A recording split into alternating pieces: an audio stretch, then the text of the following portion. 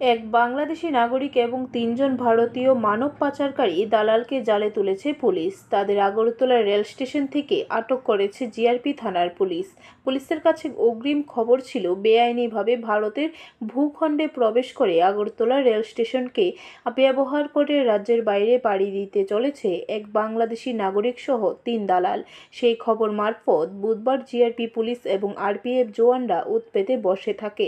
যথারীতি 4 জন রেল স্টেশনে আসার পর পুলিশ তাদের আটক করে জিজ্ঞাসাবাদ চালাতে তাদের কথায় অসংলগ্নতা ফুটে ওঠে। তারপর তাদের গ্রেপ্তার করে পুলিশ নির্দিষ্ট ধারায় মামলা হাতে নেয়।